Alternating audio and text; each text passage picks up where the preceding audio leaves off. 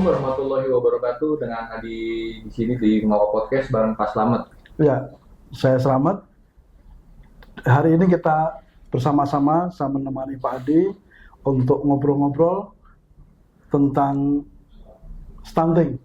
Nah, kita pada hari ini menghadirkan narasumber yang cukup kompeten untuk ngobrol tentang stunting. Silakan Pak Adi, silakan siapa narasumber kita? Bersama Pak Khairul, beliau ini ketua program studi gizi ya Pak, ya. Universitas Syahid Jakarta di Jakarta Selatan. Kebetulan saat itu di mana tuh Pak kampusnya Pak? Ya di Supomo ya. Supomo di ya. Daerah Pancoran ya. Kalau teman-teman mau mampir silahkan.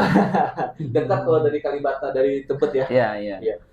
Jadi gini nih Pak, masalah stunting, Ya. masalah ikan lokal, Ya. Pak Slamet. Jadi banyak orang menganggapnya bahwa ikan lokal tuh jelek, Ya. gitu. Bahwa di brand orang-orang tuh, wah ini nggak, ikan lokal kalah gitu sama ikan-ikan luar negeri gitu.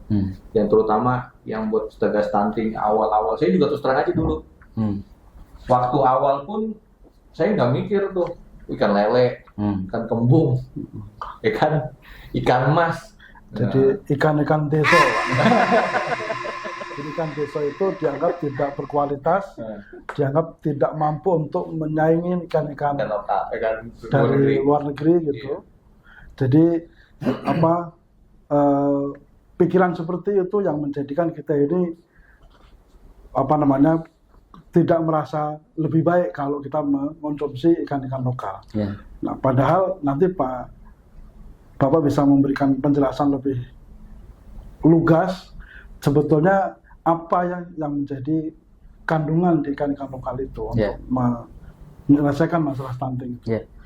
Ya, jadi Pak Adi, Pak Slamet ya. Jadi kalau kita bahas tentang masalah gizi ini, teman-teman sobat semua, memang saat ini di kita itu masih terjadi ya. Tapi kalau bahas secara spesifik stunting, itu sebenarnya kalau kita melihat track record-nya selama 10 tahun terakhir, itu ada proses penurunan yang cukup signifikan ya. Jadi tadinya itu ada sekitar diangkat 30 sekian, sekarang kan kalau kita lihat dari jumlah anak balita yang mengalami stunting itu sekitar 21,5 di tahun 2023 kemarin.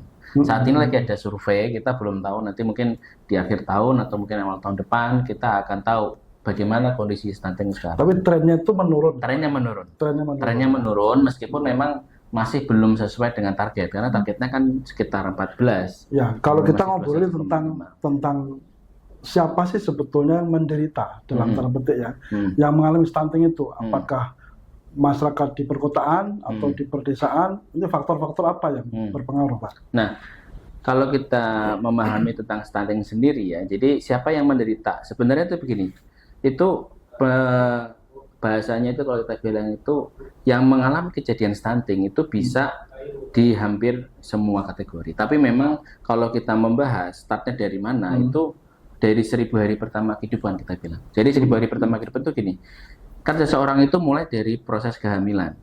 Hamil sampai dia dengan melahirkan kan 9 bulan sekian hari.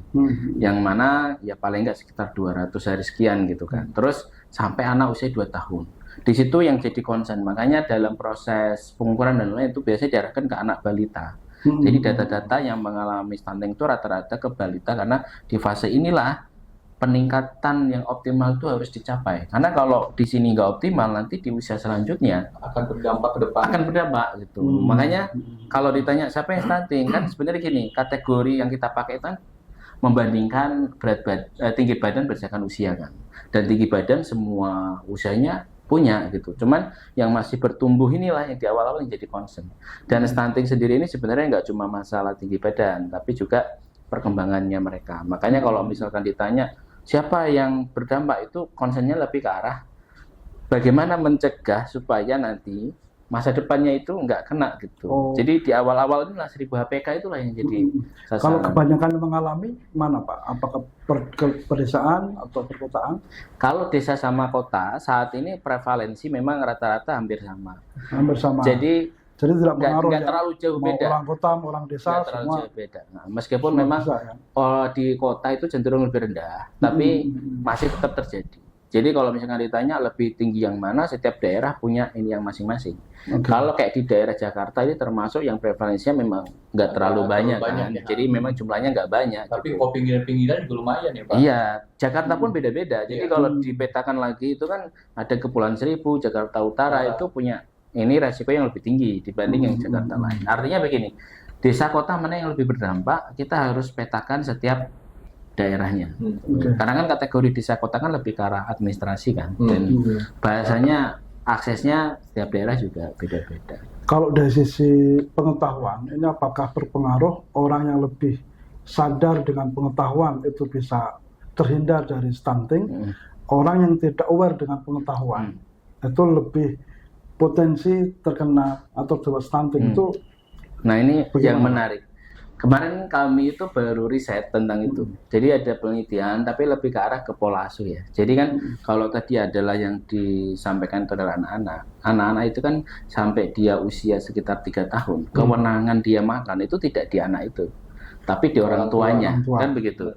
Tapi nanti setelah 3 tahun itu dia akan ada satu faktor luar yang masuk, yaitu guru. Karena kan sekarang anak 3 tahun udah sekolah daycare gitu-gitu kan. Nanti di usia dia sekolah SD itu masuk lagi tuh guru sama temen sama lingkungan sekolah. Kalau dia remaja masuk lagi ada satu tambahan namanya kalau kita sekarang itu bestie gitu ya. Jadi kayak semacam temen nongkrong gitu. Ya, pastinya makan apa ikut Kita ikut. Nah, itu kalau dibilang namanya peer gitu ya. Terus kalau udah dewasa ada lagi gitu, sehingga setiap faktor usia itu punya faktor yang berbeda. Yang jelas begini, ketika kita bahas apakah knowledge yang rendah itu bisa berpengaruh gitu ya.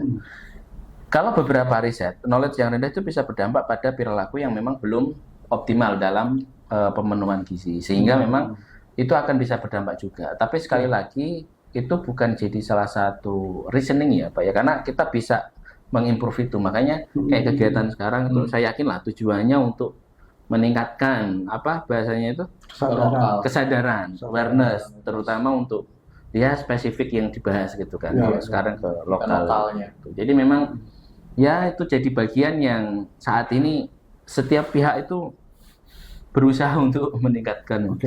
Kalau begitu kan ada salah satu dari upaya untuk mengentaskan fenomena stunting ini adalah bagaimana kita memberikan pengetahuan kepada masyarakat tentang pentingnya pemenuhan gizi. Betul. Dari sejak dini. Betul. Makanya ketika kita bahas ini mantap sekali nih ya. Makanya itu orang kan nggak kurang mengenal seperti itu ya Pak ya. Jadi lebih baik nanti pas lagi udah gede atau udah lahir. Justru lebih bagus itu dalam kandungan ya. Jadi mempersiapkan otak itu dari sel-sel itu kan dari perut kan. Terus sel-sel tulang-tulang biar dia kuat. Nanti besarnya itu asal itu dari perut itu dari kandungan. Nah, apakah itu selama ini kan masyarakat belum tahu tuh Pak. Nah, terus apa yang harus dilakukan? Soalnya kan selama ini ada program pemerintah juga kan untuk pembatasan stunting di Indonesia gitu kan, meningkat apa? Betul. Seperti itu gitu. Apa bisa nggak Bapaknya kalau dari kita orang sendiri ini biar paham gitu loh Pak? Bisa, sangat bisa. Bisa ya? Makanya kan tahun 2021 ya kalau saya nggak salah itu kan ada Perpres tentang percepatan penurunan stunting ya Pak. Salah satu sasarannya itu starting dari ibu hamil. Dan disitulah mulai dari ibu hamil startnya. Bahkan bisa ditarik lebih maju ke remaja, karena kan remaja itu adalah calon ibu yang nanti ke depan. Jadi sampai prepare-nya harus berarti ini pendidikan pranikah juga perlu. Makanya nih ya Sobat Ngoko ya, yang mau nikah gitu Pak, usia produktif terutama ya, kita harus punya pematangan pikiran pematang dulu ya, kesadaran bahwa gue nanti mencetak generasi yang lebih bagus daripada gue gitu. Makanya seperti itu kan. Kalau di KUA gitu kan ada semacam apa bahasanya itu ya, pelatihan gitu kan. Nah itu di dalamnya harus ada gizi. Masalahnya kita ini anak-anak muda sekarang ini jangankan pranikah, Dia langgar dulu semuanya tuh. Aturan. Aturan. Itu masalah. Tapi Jadi insya Allah menikah. enggak, ini. Menikah bukan karena direncanakan, tapi karena kecelakaan. Nah, terus ikan lokal apa aja tuh Pak? Nah. Yang kita kan tadi udah Ya. masuk nih apa Hmm. substansinya. Sekarang ikan lokal apa aja nih Pak? Kan banyak tuh di Indonesia tuh. Bentuk dipepes. Banyak, mau dari Jawa kan dipepes terkenal ya kan? Atau di Sumatera papeda pakai ikan kuning. Nah, itu kan lebih variasi Betul. lagi. Betul. Jadi pertanyaannya adalah setelah kita sadar, apakah untuk memenuhi ketentuan gizi itu harus mahal? Iya kan? Nah, juga. Jadi Ya, Pak nah itu Ade, gini, kan kita udah tahu nih semua usia itu penting, termasuk di HPK. Pemenuhan itu sebenarnya tidak bisa dari satu makanan saja Pak. Jadi memang kalau kita membahas nih, kalau kita sekarang nih teman-teman kita membahas ikan gitu ya, ikan itu sangat dianjurkan untuk dikonsumsi, itu clear.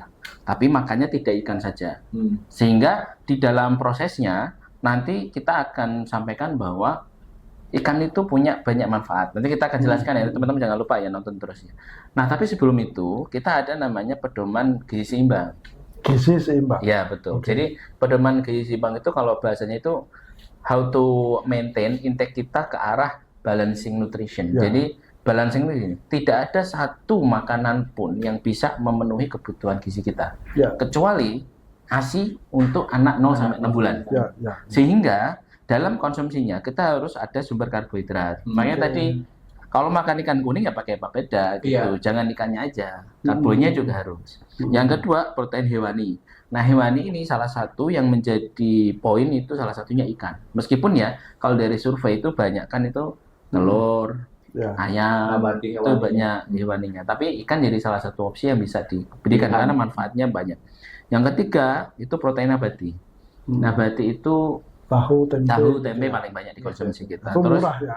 murah dan Murah ini ya, meriah ya. Murah meriah. gampang kita beli. Jadi gitu. sebetulnya tidak ada alasan untuk tidak bisa memenuhi gizi Ya, karena betul. mahal ya. Betul. Oke. Makanya untuk konsumen atau apapun yang mau beli sesuatu itu sebenarnya pertimbangannya baiknya tidak hanya dari segi harga, karena harga yang murah itu juga bisa bergizi. Jadi bisa memilih yang juga Tapi bergizi. gimana kita maintenance-nya ini sebetulnya ya untuk meracik Betul. biar murah meriah. Jadi ada kan makanan yang bisa merusak juga kan gizi Ya, juga. itu nanti kita coba nih. Justru yang mahal-mahal itu sering merusak. Gitu. Nah, itu Iya. sebenarnya gini. Merusak kantong. Iya, itu beda. Merusak kantong.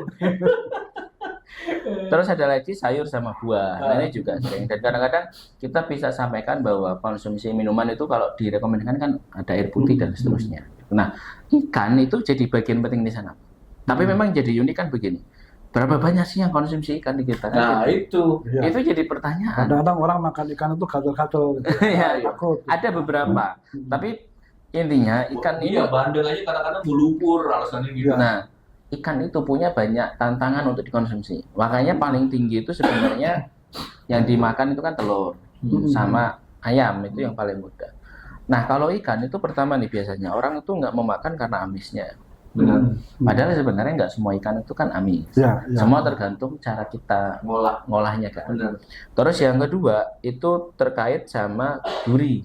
Nah, itu Wah, juga iya. jadi Masalah. PR besar alasan itu. gitu ya. Tapi sebenarnya kita kalau di yang gizi itu bisalah kita beberapa atasi, termasuk beberapa alternatif kan bisa mempresto atau bisa ngefile itu bisa jadi salah satu yang bisa Pilihannya. Berarti kemungkinan kedepannya adalah bagaimana bisa memasak Ya, agar ikan-ikan salah yang satunya menjadi itu. kendala tadi Betul. itu menjadi nikmat untuk dikonsumsi. Betul, gitu ya. betul. Dan tidak merusak kadar gizi ikan tersebut dong. Dan tidak merusak kadar gizi. Iya. Itu yang penting kan. Makanya kalau misalnya kita bahas ikan, pertama kan kita biasanya nyari dulu nih ya. Oh, ikan yang dijual apa kan gitu. Ya, ya. Nah, rata-rata kalau kita ngeliat kan, ikan itu kita bisa akses di beberapa ya, Pak. Kalau di Jakarta itu kan ada pasar-pasar ikan itu banyak tuh, TPI gitu kan. Dan itu cenderung masih dalam kondisi segar. Tapi memang akses kan nggak bisa selalu kita ke Jakarta Utara kan gitu kan. Tiba-tiba ke daerah Jakut kan nggak selalu. Nah, yang ada di kita yang misalnya agak jauh nih, agak jauh dari laut, itu kan dapatnya di pasar tradisional atau di swalayan atau di supermarket lah gitu. Betul. Nah, itu yang masuk ke sana. Apakah semua jenis ikan masuk itu juga belum tentu. Biasanya yang muncul di depan kita itu paling beberapa saja. Makanya kalau kita lihat kadang-kadang konsumen itu bukan nggak mau beli, tapi yang mau dibeli itu doang gitu. Itu lagi. Makanya kenapa kok Nggak ada pilihan juga Pak ya? betul. Jadi pertama nggak ada pilihan, yang kedua posisinya kan pas kita mau beli itu kadang-kadang kan masih kondisi kan ikan itu preparasinya agak pen. Jadi pertama dia sisanya potensi food waste-nya agak tinggi kalau kita nggak ngatur.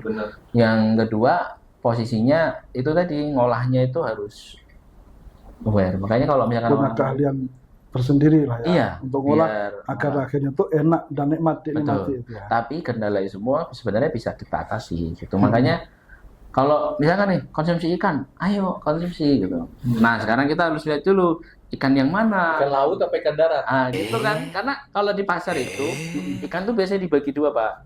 Ini ikan laut sama ikan tawar kan gitu. Kalau ikan nggak bisa di darat. Oh iya. Bisa tapi biasa orang-orang dulu kali ya. Yang bisa cuma buaya. Buaya darat. Kalau jenis ikan itu semua ikan itu bisa menjadi sumber protein tinggi atau ikan-ikan tertentu saja.